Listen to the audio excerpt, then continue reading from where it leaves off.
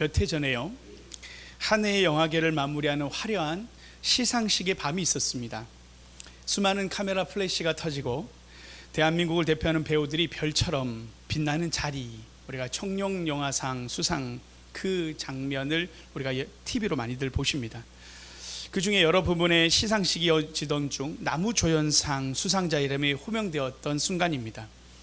그때 수상하게 된 그 나무조연상의 수상자는 영화 범죄도시의 배우였던 진성규 씨가 수상하게 됩니다. 우리 한번 사진 한번 보여주시겠어요? 여러분 보신 분이 있을지 모르겠어요. 이 마동석 씨와 함께 장첸이라고 하는 윤계상 주연의 영화의 조연으로, 우리 저기 옆에 보이면 약간 중국인 같이 보이는 분이 있어요. 저분이 진성규 씨라는 분이세요.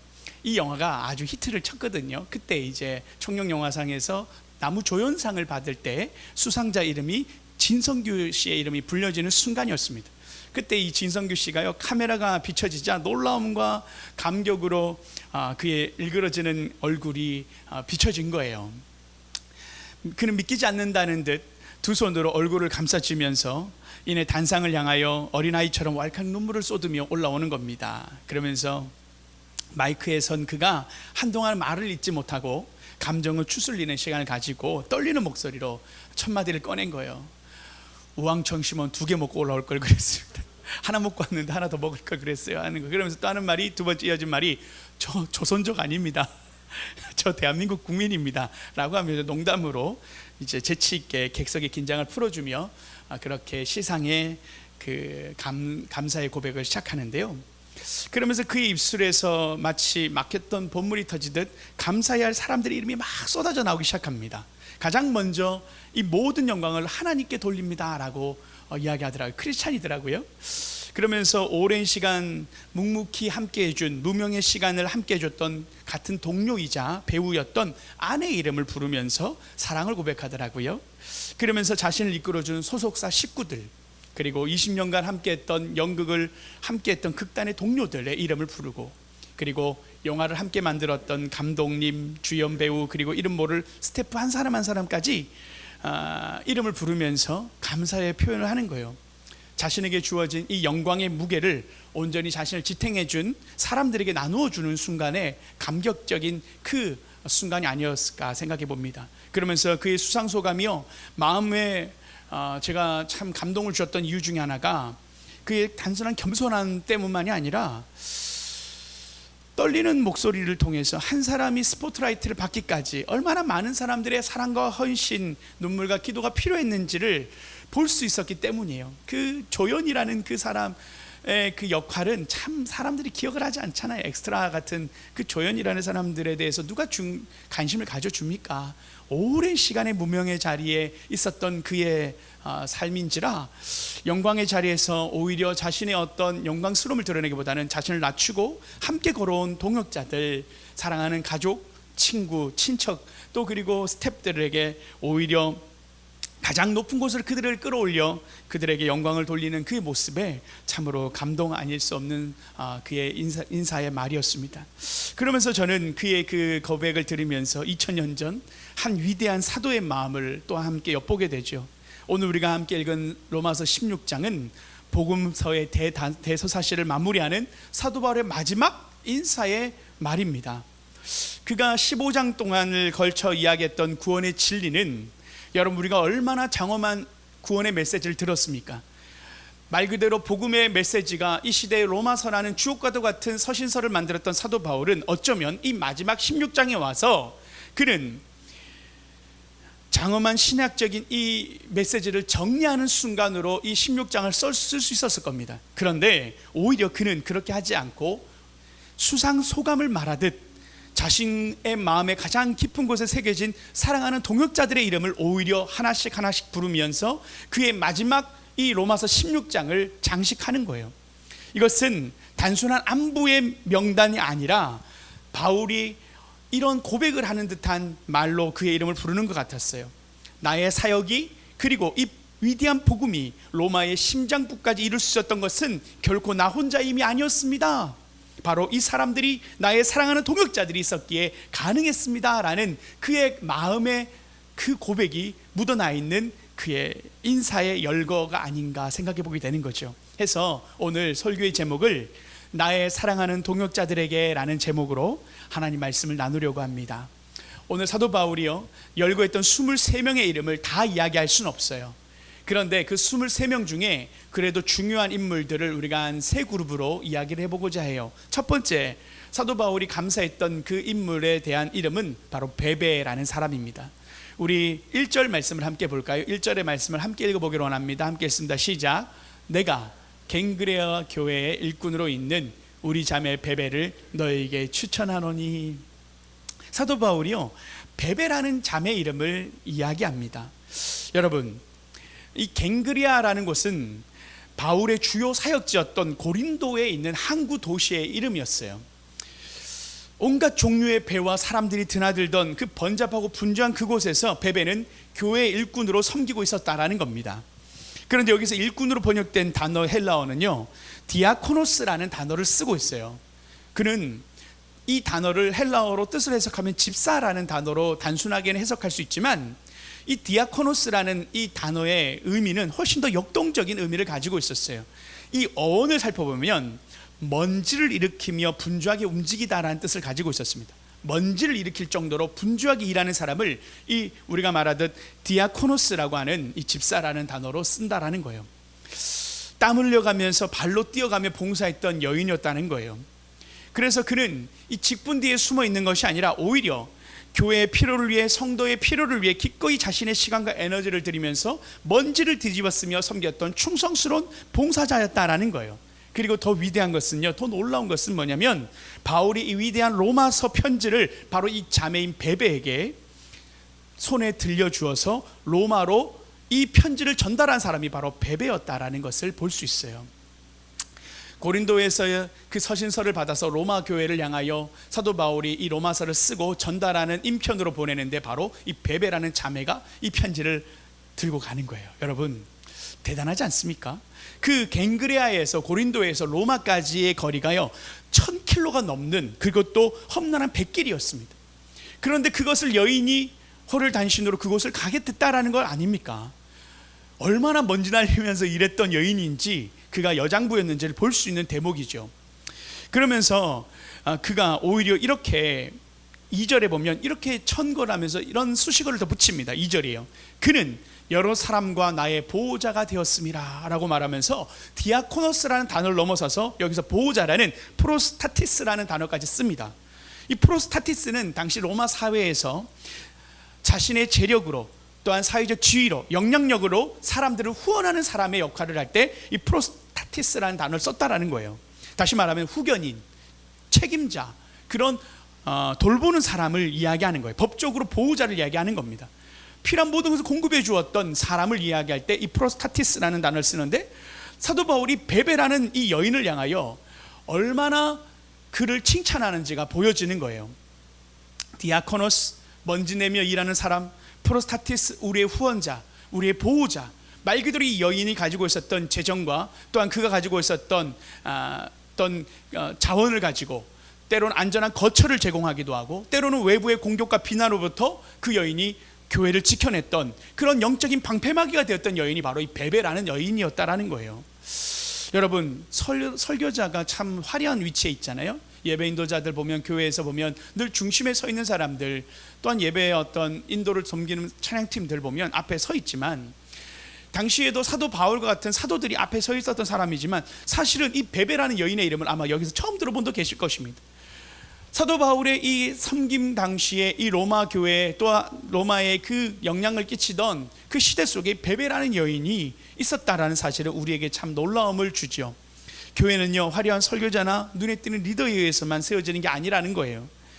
베베와 같이 무대 뒤에서 사람들이 알아주지 않아도 기꺼이 자신을 내어주는 이러한 섬김의 자리를 섬겼던 여인이 바로 초대교회에 있었다라는 것입니다. 여러분, 그것이요 사도 바울이 그렇게 자신의 사역 가운데 감사했던 여인의 이름을 불렀던 이유 중에 하나예요. 수많은 남자들이 있었을 거 아닙니까? 인편으로 보낼 때 남자를 통해서 그 편지를 쓰게 했을 수도 있을 거 아닙니까? 그런데 얼마나 이 여인이 그 모든 일을 감당하기에 충실한 사람인지를 사도 바울이 확신했고 믿었는지 이 여인을 보냈다라는 게 이 여인의 그 우리가 그려지는 이미지가 있을 거예요. 정말 후견인이자 재정적으로나 모든 면에서 법적으로 힘이 있었던 사람, 그리고 말 그대로 열심히 일을 했던 여인으로서의 그 어떤 그런 역할과 책임의 모습을 보면서 사도 바울이 그렇게 청구하는 거예요. 그는 여러 사람과 나의 보호자가 되었을 뿐만 아니라 교회 일꾼으로 우리 자매 베베를 너에게 추천한다. 그를 잘 섬겨라고 이야기합니다. 말 그대로 사도 바울의 혼자 살아가지 않았던 그 배경을 우리가 엿볼 수 있는 장면이죠. 자, 그러면서요, 두 번째 이름이 열거되는데 우리가 16장 3절에서 5절까지 한번 쭉 볼까요? 함께 읽어봅시다. 시작. 너희는 그리스도 예수 안에서 나의 동역자들인 브리스가와 아굴라에게 문안하라. 그들은 내 목숨을 위하여 자기들의 목까지도 내놓았나니 나뿐 아니라 이방인의 모든 교회도 그들에게 감사하느니라. 사도 바울이 이 브리스길라 아굴라에 대한 이야기를 어떤 만남을 가졌는지 잘 이야기하는 책이 있다면 사도행전 18장에서 브리스길라 아굴라를 만나는 장면들로 우리가 충분히 그들의 역할을 엿볼 수 있는데요, 이 브리스길라 아굴라라는 사람의 이름은 한 번씩은 들어보셨을 거예요. 이 부부입니다. 그런데 이 브리스길라 아굴라라고 하는 이 브리스길라 여인이 먼저 나와요. 이름이 참 한국 교회도 그렇지만 여인들이 교회를 세우는데 참 지대한 공헌을 했다라는 것이 교회사의 역사에 보면 늘 묻어나요.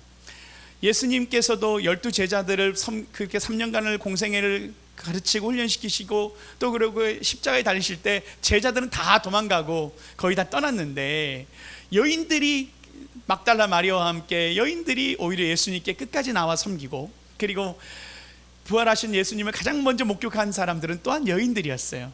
당시 시대적으로 여인들은 중심에 설 수는 없었던 남성 시대의 그 문화 속에서도 이 교회는 또 예수님의 그 동역자들과 사역자들은 여인들의 이름을 늘 먼저 기록하고 있다는 게 참 놀랍지 않습니까? 그래서 한국 교회는 우리 여성들이 없으면 교회가 세워지지 않습니다. 우리 집안도 마찬가지예요. 여인들이 집안을 다스리지 않으면 참으로 남자들로 인해서는 교회나 가정이나 사회가 참 잘 이렇게 뭔가 이게 윤활유 같은 그런 부분들이 있어야 된다는 것을 우리가 늘 생각해 보게 돼요. 어머니들의 희생과 눈물들처럼 오늘도 베베와 그랬지만 이 브리스길라 아굴라라는 이 브리스길라도 그렇게 먼저 사역자로서 앞에 나왔다는 걸 봅니다. 이 부부는요, 원래 로마에 살았던 사람들입니다. 로마에 살던 유대인들이었어요. 그런데 이 글라디우스 황제라고 하는 로마의 황제가 모든 유대인들을 로마에서 쫓아냅니다.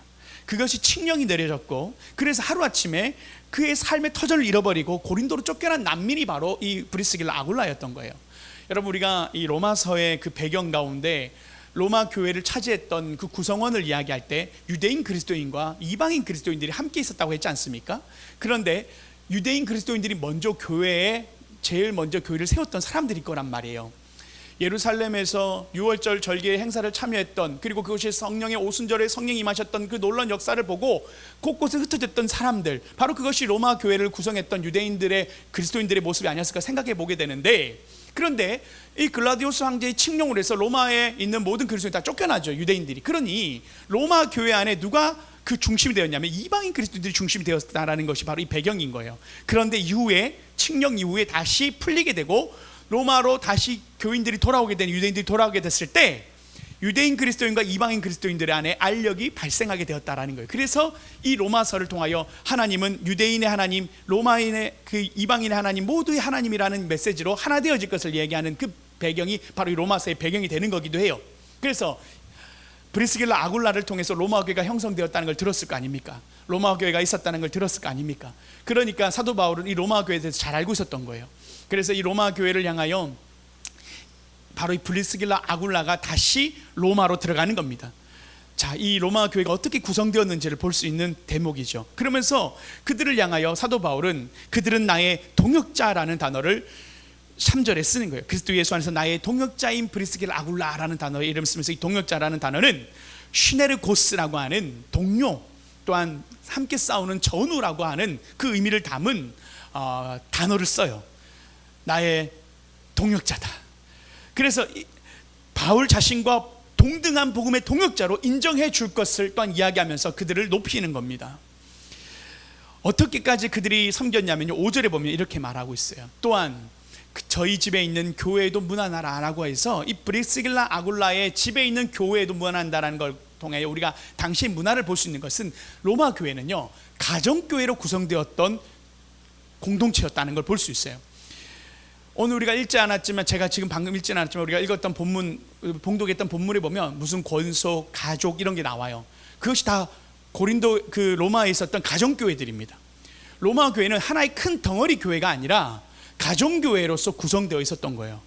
그래서 오늘 브리스길라 아굴라 안에도 그 가정교회가 있었던 것이고, 그 가정교회를 위하여 집을 제공했던 사람이 바로 이 브리스길라 아굴라였던 거예요.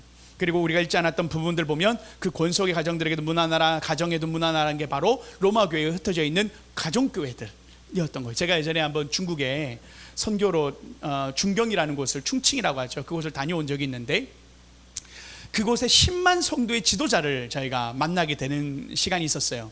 10만 성도면 우리나라에 여러분 조용기 목사님 예전에 우리 여의도 순복음교회나 70만 명이라 성도를 하잖아요. 그런 분, 아니면 온누리교회나 소망교회나 이런 데 큰 교회들, 거기 보면 그래도 몇만 명 정도의 리더십인데, 중국에 갔는데 10만 성도의 리더라고 하는 분을 우리가 만날 수 있는 기회가 있었던 거예요. 그런데 중국에는 다 지하교회란 말입니다. 그래서 가정교회가 연합되어져서 연합해서 점조직처럼 연합해서 10만 명을 이루는 그 공동체 리더로서 존재하는 거예요. 막상 가면 10만 명이 모인 곳은 없어요. 다 한 10명에서 20곳. 우리 저는 이 정도예요. 개척교회예요. 그래서 가면 찬양할 때 엄청 뜨겁게 찬양해요. 막 열심히 찬양. 그곳에서 예배를 드리고 교회를 곳곳마다 다니게 되는 거예요, 우리가. 그러면서 선교를 하는데 가정교회들을 방문하면서 그곳에서 삼자교회나 어떤 이런 공식적인 교회가 아니고서는 못 세우니까 다 지하교회로 비공식적으로 예배를, 그렇게 아름아름 몇 가정이 모여서 예배를 드리고 있는 교회가 바로 그 중국에 있는 지하교회의 모습인데, 아마 이때가 그런 모양으로 로마의 핍박시대였기 때문에 교회들도 가정마다 모이는 그런 문화였던 것 같아요. 브리스길라 아굴라는 자신의 가정을 교회로 제공하고 함께 그곳에서 섬겼던 사람이었다는 것을 통하여 우리가 브리스길라가 아굴라가 어떻게 섬겼는지를 또한 보게 되는 장면이에요. 자, 그런데 사도 바울이 더 많이 그가 이야기하면서 뭐라고 얘기했습니까? 그들은 내 목숨을 위하여 자기들의 목숨까지 내놓았다라고 말하며 그들을 오히려 높이죠. 사도 바울이 위험에 처했을 때가 언제였을까 생각해 봅니다. 바로 에베소에 있었던 소동, 아데미 신에 대한 그 아데미 여신에 대해서 높이며 사도 바울로 인해서 그 사도 바울의 사역으로 인하여 모두 우상 숭배하는 어떤 그런 어떤 상업적으로 하던 사람들이 거의 쪽박을 찰 정도로 다 이제 다 그리스도인이 되고 다 예수님 믿는 문화가 만들어지면서 실질적으로 우상을 내려놓는 그런 문화가 만들어지니까 이들이 사도 바울을 어떻게든 잡아서 신고하고 그가 우리의 이 도시에서 우리의 문화를 해방하거나 또 방해를 한다라는 누명을 씌워서 그를 잡으려고 했죠. 그때 사도 바울이 도망가는 여정, 피해가는 부분 속에서 사실은 그 어려움에 목숨을 걸었던 상황들이 몇 가지가 있었는데, 그때 아마 이 브리스길라 아굴라가 나서서 사도 바울을 대피시키고 또한 그들이 대신 잡히거나 아니면 그런 역할들을 했던 것이 아닌가라는 추측들이 있어요. 정확하게 나오진 않습니다. 그래서 어쨌든 이 브리스길라 아굴라가 사도 바울의 목숨을 대신해서 그가 대신 그 모든 현장 속에서 역할을 했다라는 것을 통하여 이 브리스길라 아굴라가 얼마나 사도 바울에게 유익했고, 그리고 더 나아가서 오히려 나뿐 아니라 이방인의 모든 교회도 그 두 부부에게 감사한다라는 거예요. 정말 브리스길라 아굴라가요, 신약 교회에 있어서 위대한 가정을 한 가정 뽑으라 한다면 이 브리스길라 아굴라 가정입니다. 이 가정의 사역자의 이 모습은 얼마나 놀라운지 모르는 거예요. 사도 바울이 동역자라고 말했던 이들도 동일하게 텐트를 만드는 사람들이었거든요. 이 군수 물자인 텐트를 만드는 일에, 장막을 만드는 일에 사도 바울과 같은 동업적인 일을 했던 사람들이에요. 그들은 말 그대로 같은 아침에는 생업을 같이 하면서 그리고 저녁에는 복음을 전하는 동역자로서 사도 바울과 함께했던 사람들이었다는 것을 볼 수 있습니다. 이들이 있었기 때문에 로마 교회가 그리고 초대교회가 부흥할 수 있었다는 거예요. 그게 사도 바울이 기억하던 이름이었어요. 브리스길라 아굴라를 너희가 기억하고 그들을 존경하라는 거예요. 자, 그러면서 마지막 이름을 제가 이제 이야기하고 싶어요. 23명 중에 3명만 뽑은 거예요. 마지막 사람의 이름을 이야기하는데 사도 바울이 13절 말씀입니다. 13절 말씀 함께 읽어볼까요? 시작. 주 안에서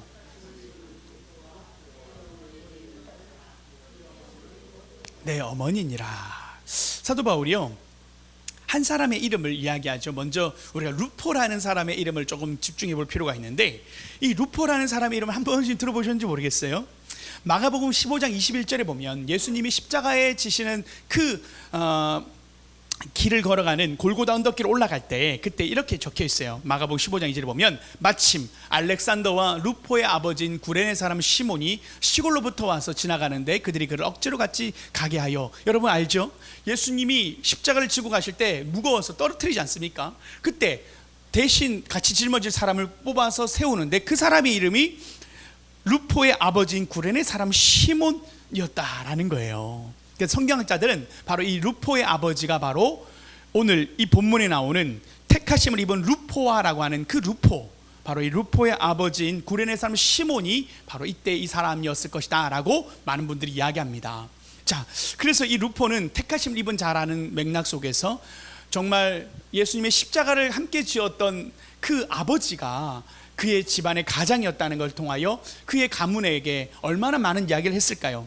예수님이란 분이 계셨어. 그는 우리를 위해서 십자가를 지신 분이야. 아마도 더 현장에서 생생하게 예수님이 어떻게 채찍에 맞으시고 어떻게 피를 흘리시고 그분이 우리를 위해서 어떻게 그 골고다 언덕을 올라갔는지를 생생한 목격자가 되어서 그 가족에게, 자녀에게, 아내에게 설명했지 않겠어요? 그래서 주 안에 택하심을 받은 그의 인물에 대한 이야기를 할 때 바로 이 루포의 가정에 대해 이야기하는 거예요. 그런데 여기서 사도 바울은 그의 어머니에게 문안하라라고 말하면서 그의 어머니에게 집중합니다. 그러면서 그렇게 얘기하죠. 그의 어머니는 곧 내 어머니다. 마치 예수님이 십자가에 달리셨을 때 그를 지켜보던 마리아가 예수님을 바라보면 눈물을 흘렸지 않겠어요? 예수님이 십자가에서 내려오셨을 때 그를 수의를 싸고 또 그를 안아 그를 눈물을 흘리며 마지막까지 예수님에 대하여 그 마리아가 얼마나 감싸 안으며 눈물을 흘리며 그를 보살피려 했던 어머니의 마음을 우리가 잊을 수 있겠어요? 그런데 그것을 바로 이 구레네 사람 시몬이 그의 아내에게도 이야기했을 거 아닙니까? 그러니 사도 바울이 고난받고 어려움을 당하고 목마르고 배고플 때 이 구레네 사람 시몬의 오늘 이 아내였던 그 루포의 엄마는 동일하게 예수님을 품듯이 사도 바울을 아들로 품었다라는 거예요. 사도 바울이 그래서 그는 내 어머니다라는 이 말 속에 얼마나 깊은 사랑이 느껴지는지, 어머니의 사랑으로 자신을 대해주었던 그 루포의 어머니가 곧 나의 어머니다고 말하는 거예요. 그게 로마 교인의 성도였던 거예요. 로마 교회 안에 이런 위대한 인물들이 있었다라는 거예요. 이름이 23명 나열했던 그 인물들을 사도 바울은 한 명씩 한 명씩을 계속 써내려가면서 이 로마 교회와 내가 얼마나 연관되어 있고 이 로마에 있는 성도들이 다 나의 이 선교 가운데 나를 위해서 기도해 준 사람이라는 것을 우리가 이제서야 더 깊이 보게 되는 겁니다. 로마 교회가 한 번도 가보지 않았던 교회였지만 이미 가봤을 정도로 많은 구성원들을 함께 할 수 있을 정도로 서로가 이해할 수 있는 사람들이었고, 사도 바울이 평생 독신으로 살았지 않습니까?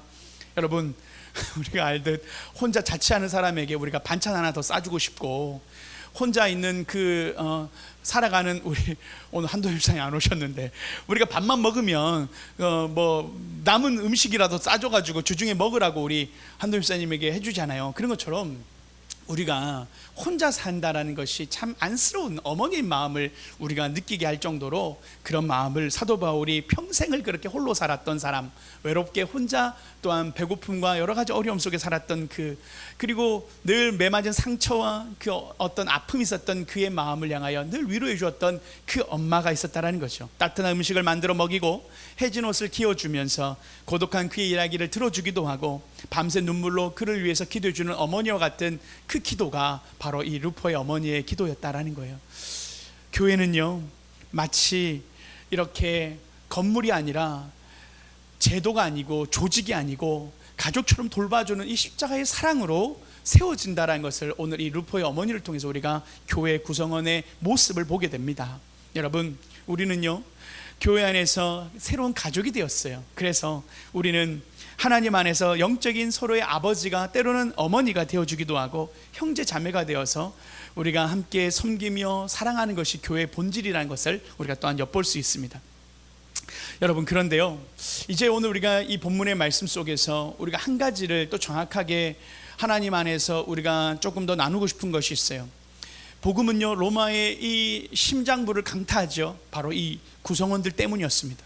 사도 바울이 혼자 로마 교회를 섬겼던 것이 아니라 로마 교회를 향하여 많은 사람들의 동역이 있었기 때문에 사도 바울은 이 주옥 같은 로마서를 쓸 수 있었고, 로마 교회를 향해 이 편지를 전달할 수 있었습니다.